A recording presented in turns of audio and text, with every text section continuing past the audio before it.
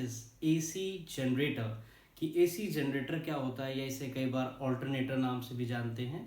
तो AC generator क्या है या ऑल्टरनेटर क्या है, इसे आज हम समझेंगे, उसका प्रिंसिपल समझेंगे, मैकेनिज्म समझेंगे, कैसे वो वर्क करता है, यही सारी डिटेल्स आज हम समझेंगे। So without any delay let's start with the topic. AC generator की हम बात करते हैं तो एसी जनरेटर क्या है, ये बेसिकली आपका एक ऐसा डिवाइस है जो कि आपकी मैकेनिकल एनर्जी को कन्वर्ट करता है इलेक्ट्रिकल एनर्जी में। ठीक है, आप जो नॉर्मली जनरेटर देखते हैं तो नॉर्मली जनरेटर्स में क्या होता है, हम फ्यूल देते हैं, कॉइल मूव करती है जिसके करस्पॉन्डिंग हमें इलेक्ट्रिसिटी प्रोवाइड होती है। ठीक है, वही यहाँ पर केस है कि मैकेनिकल एनर्जी को इलेक्ट्रिकल एनर्जी में आपका एसी जनरेटर कन्वर्ट कर रहा है। ठीक है, अब कैसे करता है, देखिए इसका प्रिंसिपल जो है, इसके प्रिंसिपल को समझ लेते हैं। ये तो सिंपल सी एक डेफिनेशन है कि जनरेटर क्या करेगा, एक मैकेनिकल एनर्जी को कन्वर्ट करेगा इलेक्ट्रिकल एनर्जी में, बट कैसे, हाउ। ओके, सो ये बेसिकली आपका वर्क करता है ईएमआई के प्रिंसिपल पर, दैट इज इलेक्ट्रोमैग्नेटिक इंडक्शन के प्रिंसिपल पर ये बेस्ड है पूरा का पूरा। ठीक है, तो ईएमआई का प्रिंसिपल क्या कहते हैं, उसमें आपने फराडे लॉ पढ़े हुए हैं। ठीक है, पहला लॉ ये बताता है कि इंड्यूस्ड ईएमएफ या इंड्यूस्ड करंट कैसे जनरेट होता है। दूसरा लॉ उसे क्वांटिफाई करता है, मतलब पहला क्वालिटेटिव बताता है और दूसरा क्वांटिटेटिव बताता है, ये आपने पढ़ रखा है। ठीक है, सो अगर हम ईएमआई की टर्म में बात करें तो क्या बोलता है फराडे लॉ, फराडे लॉ कहता है कि जैसे जैसे फ्लक्स का चेंज होगा वैसे वैसे ईएमएफ इंड्यूस होगा, और अगर ईएमएफ इंड्यूस होगा तो ऑब्वियसली बात है वहां पे करंट भी इंड्यूस होगा। ठीक है, फ्लक्स क्या था, flux where the number of field lines passing through a given surface. अगर ये हमारी कोई गिवन सरफेस है, इससे जितनी भी फील्ड लाइंस पास हो रही हैं ये सारी की सारी क्या कहलाती थी, ये सारी हमारी फ्लक्स कहलाती थी। जितनी ज्यादा लाइंस उतना ज्यादा फ्लक्स। ठीक है, तो फ्लक्स वेरी कराने पर हमें क्या मिलेगा, ईएमएफ इंड्यूस होगा। यही प्रिंसिपल हम यूज करते हैं एसी जनरेटर में, फैराडे के लॉ को। ठीक है, तो इसको समझने के लिए हम सबसे पहले इसके स्ट्रक्चर को ही समझ लेते हैं, that will be convenient for us. So एक एसी जनरेटर बेसिकली किससे मिलकर बना होता है, सबसे पहले दो मैग्नेट्स होते हैं। ठीक है, दो हमारे मैग्नेट्स होंगे इस तरीके से, ठीक, और साउथ। ठीक है, इनके बीच में क्या होगा, इनके बीच में हमने क्या किया, एक इस तरीके से कॉइल रख दी। ठीक है, एक मेटालिक कॉइल रख दी, और यहाँ पर हमने क्या किया, इसे एक हैंडल से कनेक्ट कर दिया जिसको कि हम मूव कराएंगे। जनरली क्या होता है, जब आप हाइड्रो इलेक्ट्रिक पावर की बात करते हैं या फिर आप थर्मल पावर की बात करते हैं, तो यहाँ पर ये जो आप हैंडल है इस पर इस तरीके से हम क्या करते हैं, इस तरीके का स्ट्रक्चर लगाते हैं जिसे हम बोलते हैं टरबाइन। ठीक है, इसमें इस तरीके से स्पाइक्स होते हैं, इसे टरबाइन बोलते हैं। तो इस टरबाइन पे जब भी आप कभी वाटर फॉल कराएं या एक पर्टिकुलर हाई प्रेशर पे स्टीम फॉल करा तो ये टरबाइन रोटेट करता है। जब ये टरबाइन रोटेट करता है तो उसके साथ ये जो शाफ्ट कनेक्टेड है, जिसे मैं हैंडल बोल रहा हूँ, ये जो शाफ्ट कनेक्टेड है ये रोटेट करती है, और शाफ्ट के साथ ही क्योंकि कॉइल लगी हुई है तो कॉइल भी रोटेट करेगी। यहाँ पे मैग्नेट्स बीच में है, यहाँ पे मैग्नेट्स है, मैग्नेट्स के बीच में आपकी ये कॉइल रखी हुई है। सो फील्ड आपकी इस तरीके से जा रही है। ठीक है, ये आपकी क्या है, ये आपकी मैग्नेटिक फील्ड जा रही है। ठीक है, सो जब ये कॉइल रोटेट होगी तो कॉइल की पर्टिकुलर एरिया है, वो क्या करेगी, वो मैग्नेटिक फील्ड लाइंस को कट करेगी। ये देखिए, ये मैग्नेटिक फील्ड लाइंस आपकी इस तरीके से है। सो मैग्नेटिक फील्ड लाइंस को ये कॉइल क्या करेगी, कट करेगी। जब ये मैग्नेटिक फील्ड लाइंस को कट करेगी तो यानी कि ये क्या बन रहा है, फ्लक्स बन रहा है यहाँ पे। ठीक है, फ्लक्स जनरेट होगा और फ्लक्स चेंज होगा क्योंकि ये कॉइल क्या करेगी, रोटेट करेगी। रोटेट करेगी तो कभी आपको ज्यादा फ्लक्स मिलेगा, कभी कम फ्लक्स मिलेगा, कभी जीरो फ्लक्स मिलेगा। तो फ्लक्स यानी कि क्या होता रहेगा, चेंज होता रहेगा। फ्लक्स चेंज होता रहेगा तो ऑब्वियस सी बात है, चेंज इन फ्लक्स क्या देता है, according to EMI's law, Faraday के लॉ के अकॉर्डिंग क्या होता है, चेंज इन फ्लक्स होगा तो वहां पे ईएमएफ इंड्यूस होगा। ईएमएफ इंड्यूस होगा तो obviously it will give rise to the induced current. वो करंट हम क्या कर सकते हैं, यूटिलाइज कर सकते हैं। ठीक है, सो यही प्रिंसिपल यहाँ पर यूज किया गया। लेकिन यहाँ पर हम टरबाइन को भी हटा देते हैं। यहाँ पर हमने क्या किया, हमने ये हैंडल लगाया। ठीक है, ये हैंडल लगाया और ये हमारी कॉइल इस तरीके से लगी है। इस कॉइल से हमने क्या किया, इस कॉइल से हमने इस तरीके से तो ये वायर कनेक्ट निकाल दिए।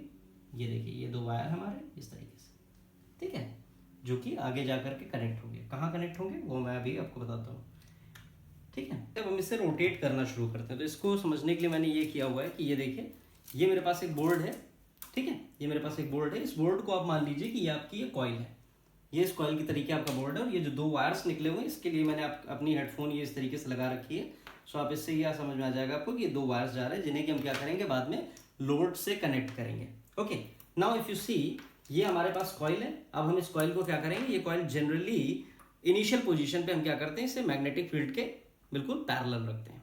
ठीक ठीक है, जैसे मैग्नेटिक फील्ड लाइंस आपकी यूं जा रही है तो ये कॉइल बिल्कुल इस तरीके से रखी रहती है। अच्छा, कॉइल आपकी इस तरीके से रखी है, कॉइल का जो हमारा एरिया वेक्टर होगा वो कैसा होगा, कॉइल का एरिया वेक्टर परपेंडिकुलर होगा ऊपर की तरफ। मैग्नेटिक फील्ड लाइंस कैसे जा रही हैं, ऐसे जा रही हैं। तो आपने पढ़ा हुआ है क्या, you have gone through that phi is equals to B vector dot A vector, ठीक है, और ये क्या हो जाता है, it becomes B A cos of theta, ये तो हो जाता है। कॉस थीटा क्या था, angle between the B and A, ठीक है। अब यहां पर क्या बन रहा है, यहां पर तो 90 डिग्री बन रहा है, क्यों, क्योंकि जो फील्ड आपकी थी वो कैसे जा रही थी, सरफेस के परपेंडिकुलर, और मैग्नेटिक फील्ड आपकी इस तरीके से जा रही है, और एरिया वेक्टर आपका परपेंडिकुलर था, और मैग्नेटिक फील्ड आपकी क्या थी, इस तरीके से हॉरिजॉन्टल थी, तो 90 डिग्री एंगल बन रहा था। कॉस 90 का मतलब जीरो, यानी कि फ्लक्स कितना हो गया, जीरो। यानी कि जब हमने इस कॉइल को यूं रखा हुआ है तो अभी हमें क्या मिल रहा है, जीरो फ्लक्स मिल रहा है, ठीक है। और ये आपके ये देखिए ये दोनों वायर्स हैं, फ्लक्स हमें कितना मिल रहा है, जीरो। अब हमने क्या किया, हमने इस कॉइल को थोड़ा सा रोटेट करना शुरू किया, we started rotating this coil. हमने मान लीजिए जो हॉरिजॉन्टल एक्सिस थी ये, इससे थोड़ा सा एंगल पे इसको मोड़ा, थोड़ा सा इसे मोड़ा, तो अब क्या होगा, अब जो फील्ड लाइंस जा रही थी उसमें से कुछ फील्ड लाइंस कट करने लगेंगी, क्योंकि थोड़ा सा टेपर्ड हो गया, तिरछा हो गया, तो अब ये क्या होगा, कुछ फील्ड लाइंस कट करेंगी। जैसे जैसे हम इसे रोटेट करते जाएंगे फील्ड लाइंस ज्यादा कट करती जाएंगी, 2 से 3, 3 से 4, 4 से 5 इस तरीके से बढ़ती जाएंगी, और जब हम इसे बिल्कुल परपेंडिकुलर कर देंगे, यूं आपकी मैग्नेटिक फील्ड्स जा रही हैं, मैग्नेटिक फील्ड लाइंस जा रही है, और ये हमने इसको परपेंडिकुलर कर दिया, इस समय पे क्या होगा, सबसे मैक्सिमम फील्ड लाइंस कट होंगी, राइट। जब मैक्सिमम फील्ड लाइंस कट होंगी, क्यों, क्योंकि अब आपका एरिया वेक्टर कैसा हो गया, ये देखिए एरिया वेक्टर आपका इस तरीके से हो गया, फील्ड के अलॉन्ग हो गया, मैग्नेटिक फील्ड के अलॉन्ग हो गया, तो थीटा जीरो हो गया। जब थीटा जीरो हो जाएगा तो इस थीटा की जगह पे आप अगर 0 डिग्री रखेंगे तो it will be how much, it will be cos 0 equals to 1, यानी कि बी ए, आपको फाई कितना मिलेगा, मैक्सिमम फाई मिलेगा 0 से 90 डिग्री पे। अब इसको अगर मैं और रोटेट करता जाऊं, मैंने इसको 0 से स्टार्ट किया, फिर 90 पे ले गया, फिर मैं इसे 180 पे ले जाता हूं तो फिर से वही कंडीशन आ जाएगी, और फिर मैं इसे रोटेट करके 270 तक ले जाऊं तो फिर वही कंडीशन, और 360 पे again it will come to the same position. So हम क्या कर रहे हैं, हम इस आर्मेचर को, इस कॉइल को बेसिकली रोटेट कर रहे हैं, और इस कॉइल को हम जितना रोटेट करते जाएंगे उतना ही क्या होगा, फ्लक्स चेंज होता जाएगा, ठीक है। अच्छा, जो फ्लक्स चेंज होगा वो कितना होगा, देखिए जो भी फ्लक्स होगा वो कितना होगा, that will be phi equals to B A cos of theta. ये तो एक बार के लिए हुआ, एक टर्न के लिए, एक बार जब हमने इसे रोटेट किया। अगर हम इसे n number of times rotate करते हैं इस शाफ्ट की हेल्प से, अगर हम इसे n number of times rotate करेंगे तो क्या होगा, यही फॉर्मूला आपका चेंज होकर के क्या हो जाएगा, for n turns, for n turns यही फॉर्मूला आपका क्या हो जाएगा, phi will be equals to n b a cos of theta, ठीक है।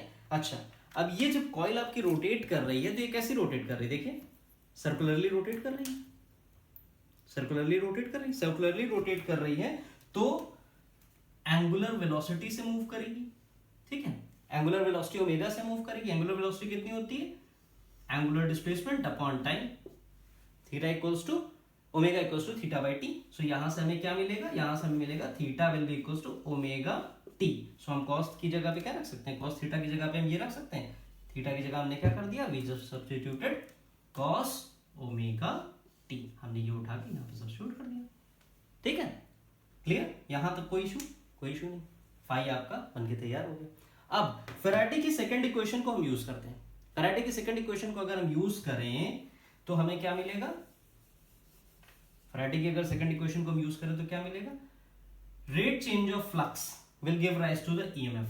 ये जो इंड्यूस्ड ईएमएफ ई है ये कितना होगा, it will be minus d phi by d t, ठीक है, it will be minus d phi by d t. चलिए रख देते हैं value, minus d by d t, phi की जगह पे आप रख दीजिए n B A cos omega t, जो कांस्टेंट से बाहर ले लीजिए, एन बी ए आपका बाहर आ गया, क्या बचा आपका यहाँ पे, माइनस साइन आप बाहर ही रखिए, it will B D by d T of cos omega t, ठीक है, कॉस ओमेगा टी। इसके आगे हम अगर सॉल्व करें, इसे डिफरेंशिएट करें, तो आई होप डिफरेंशिएशन अब तक आप लोग समझ चुके हैं। कॉस का डिफरेंशिएशन माइनस में होगा तो माइनस की वजह से ये कैंसिल आउट, देखिए इसको मैं कर दे रहा हूँ, कोई इशू नहीं है सर, एन बी ए, एन बी ए आपका कॉस की जगह क्या हो जाएगा, साइन ओमेगा टी, और माइनस का होगा तो माइनस की वजह से ये कट जाएगा, आपका ये हो जाएगा पॉजिटिव, ठीक है।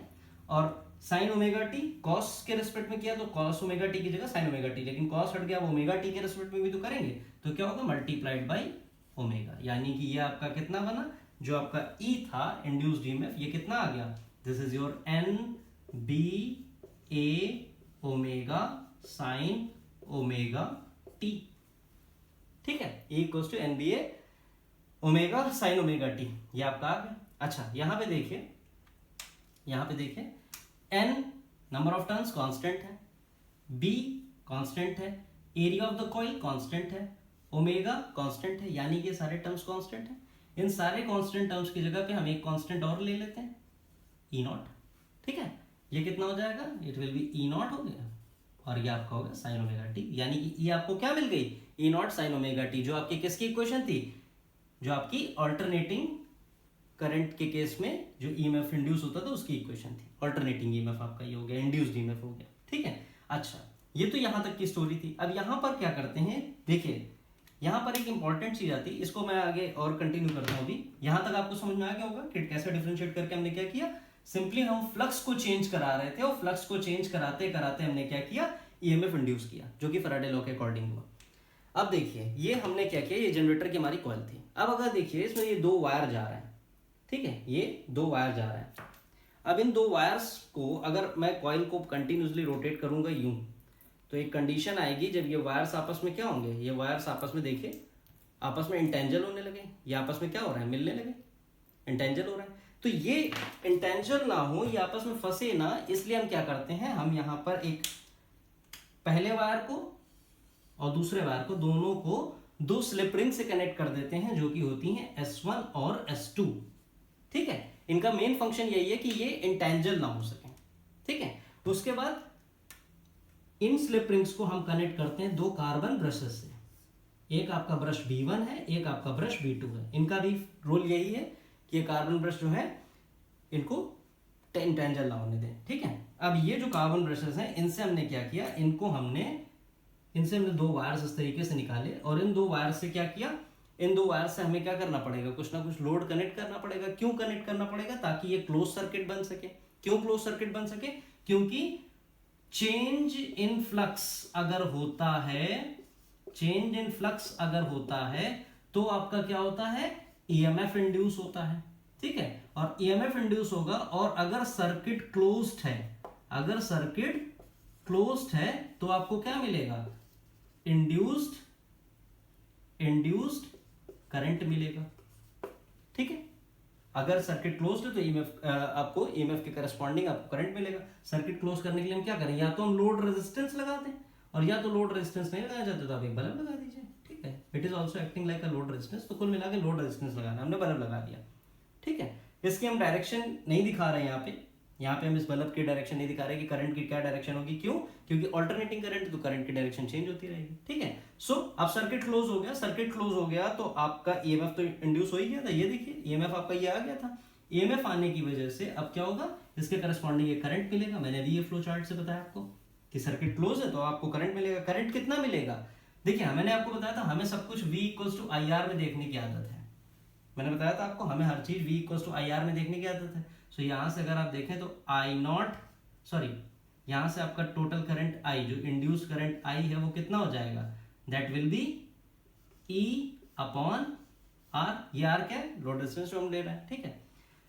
E की वैल्यू सब्स्टिट्यूट कर दीजिए, E not sine omega T upon R। अच्छा E नॉट आपके सारे कांस्टेंट थे, क्योंकि E नॉट हमने क्या लिया हुआ है, E नॉट हमने लिया हुआ है NBA ओमेगा, तो ये सारे कांस्टेंट थे। R भी आपका लोड रेजिस्टेंस भी फिक्स है, तो यानी कि ये वैल्यू भी क्या होगी, कांस्टेंट है। इसे हम क्या ले लेंगे, we will take it as I naught sine omega T। ये देखिए अल्टरनेटिंग करंट, ऑल्टरनेटिंग ईएमएफ जो कि इंड्यूस हुआ है, ऑल्टरनेटिंग करंट जो कि प्रोड्यूस हुआ है, ठीक है। ये आपका कब हुआ, जब हमने एक मैकेनिकल वर्क किया। कैसा मैकेनिकल वर्क किया, हमने इस कॉइल को जब रोटेट किया तो कॉइल रोटेट होने की वजह से फ्लक्स चेंज हुआ, फ्लक्स चेंज होने की वजह से ये ईएमएफ इंड्यूस हुआ, और इस ईएमएफ की वजह से आपको क्या मिला, आपको यहां पर ये आपको करंट मिली, ठीक है, क्लियर। अब इसका हम क्या करते हैं, इसकी हम वेव फॉर्म बना लेते हैं। अब इसकी हम लोग वेवफॉर्म ड्रॉ कर लेते हैं, जल्दी से समझ लेते हैं कैसे होती है। ठीक है, देखिए वेवफॉर्म ड्रॉ करने के लिए हमें क्या करना पड़ेगा, ये लीजिए हम लोग वेवफॉर्म ड्रॉ कर रहे हैं, ठीक, टू जीरो से स्टार्ट करते हैं। तो t इक्वल्स टू जीरो से जब हम स्टार्ट करेंगे तो t हमारा ये हमने जीरो ले लिया। ठीक है, उसके बाद नेक्स्ट हाफ साइकिल, मतलब आपका क्या था, कॉइल आपकी इस तरीके से थी, अब हमने कॉइल को यू रोटेट किया, तो कितना टाइम लगा हमें है, this is our t/4, t/4 time में ये कॉइल यहां तक पहुंची। ठीक है, उसके बाद ये आपका कितना हो जाएगा t/2, कब, जब आपकी कॉइल इस तरीके से हो चुकी थी, अब कॉइल आपकी कहां गई, इधर पे 180 हो गई, 180 हो गई, तो ये आपका टाइम हो गया t/2। ठीक है, उसके बाद टाइम आपका 3t/4, ठीक है, t/4, और लास्ट में आपका टाइम t, यानी कि आप अगर देखें तो ये जीरो पे कॉइल हमारी क्या थी, इनिशियल कंडीशन पे थी, जीरो पे ही थी। t/4 पे क्या हुआ, कॉइल हमारी कितना मूव कर गई, π/2 मूव कर गई। t/2 पे हमारी कॉइल कितना हो गई, 180 डिग्री पे हो गई, और यहां पर 3t/4 पे हमारी कॉइल कितना हो गई, 270 डिग्री, और t टाइम पे हमारी कॉइल घूम के पूरा एक रोटेशन लेकर के वापस आ गई कहां पे, 360 डिग्री पूरा रोटेट होकर के आ गई। ठीक है, तो ये आपने क्लासिफिकेशन कर लिया टाइम पीरियड का अकॉर्डिंग टू द एंगल्स। ठीक है, तो इसको मैं यहाँ नीचे लिखा रहने देता हूँ ताकि इसके जस्ट नीचे आपका ये रहे और आपको समझ में आता रहे। एरोस करता हूँ क्योंकि मुझे वेवफॉर्म ड्रॉ करनी होगी। ठीक है, नाउ इफ यू सी, अगर हम यहाँ से वेवफॉर्म ड्रॉ करें तो एसी की वेवफॉर्म साइनोसॉइडल होगी, क्यों, क्योंकि ई में आपका यहाँ भी साइन का टर्म और आई में आपका यहाँ भी साइन का टर्म। ठीक है, तो अगर हम वेवफॉर्म ड्रॉ करें तो कैसी बनेगी, देखिए it will be like this. ठीक है, ये आपकी वेवफॉर्म बन गई। आप देखिए यहाँ पर आपको क्या मिल रही है, यहाँ पर आपको मिल रही सबसे पीक वैल्यू, ये t/4 पे आपको क्या मिल रही है, पीक वैल्यू। तो पीक वैल्यू कितनी होती है, I0 होती है। अगर वोल्टेज के टर्म में बात करेंगे तो कितनी होगी, E0 होगी। ठीक है, यहाँ पे जीरो हो गया, कब, 180 पे, क्यों, क्योंकि कॉइल आपकी क्या हो गई, कॉइल आपकी यहां से थी, देखिए इसको समझते चलिए, जीरो पे थे, जीरो पे जीरो, कुछ भी नहीं है, t/4 टाइम के बाद कॉइल क्या हो गई, इसको वायर को मैं हटा दूं पहले। ठीक है, वायर को मैं हटा देता हूं जिससे कि कॉइल हमें रोटेट करने रहे केवल। देखिए जीरो थी, जीरो पे जीरो, t/4 पे π/2 मतलब 90 डिग्री रोटेट हो गए t/4 टाइम पे। इस समय पे मैक्सिमम फ्लक्स कट होगा, मैक्सिमम फ्लक्स कट होगा तो यहाँ पे हमको क्या मिल रहा है, I0 मिल रहा है। ठीक है, उसके बाद ये 180 हो गया, रोटेट हो गया, 180 का मतलब फिर से वापस t/2 टाइम पीरियड पे हाफ साइकिल होगी, रोटेट होकर के कहाँ आ गए, जीरो पे, तो देखिए यहाँ पे जीरो वैल्यू। उसके बाद ये 270 पे, अब क्या होगा, अब आपको फिर से मैक्सिमम फ्लक्स लेकिन नेगेटिव में, तो ये आपका कैसा हो गया, ये आपकी पीक वैल्यू फिर से मिली लेकिन नेगेटिव साइकिल के लिए। ठीक है, so it will B -I0 या फिर -E0 डिपेंडिंग अपॉन द कि हम करंट ले रहे हैं कि वोल्टेज, और लास्ट में t वापस ये अपनी ओरिजिनल कॉन्फ़िगरेशन है तो यही पे। ठीक है, ओरिजिनल पोजीशन में पहुंच गई, ओरिजिनल ओरिएंटेशन में आ गई, तो t टाइम पीरियड मतलब एक कंप्लीट साइकिल के बाद, एक कंप्लीट रोटेशन के बाद ये t पे आ गई, तो फिर से हमें फील्ड कितनी मिल गई, जीरो। ठीक है, so this is how the waveform will be drawn. अब यहाँ पर एक इंपॉर्टेंट चीज और समझने की है, होता क्या है, जब ये फील्ड हमने ड्रॉ की थी, ठीक है, ये हमारा नॉर्थ पोल था, ये जब हमने फील्ड ड्रॉ की तो कई बार होता क्या है, कुछ इधर पे भी फील्ड जा रही होती है ऐसे, तो काफी वेस्टेज हो जाती है, फील्ड लाइंस तो यूज नहीं कट करेगा ना जितनी इसकी एरिया है। ठीक है, तो हम क्या करते हैं, हम यहाँ पे एक सॉफ्ट आयरन का कोर इसी में एम्बेडेड करते हैं।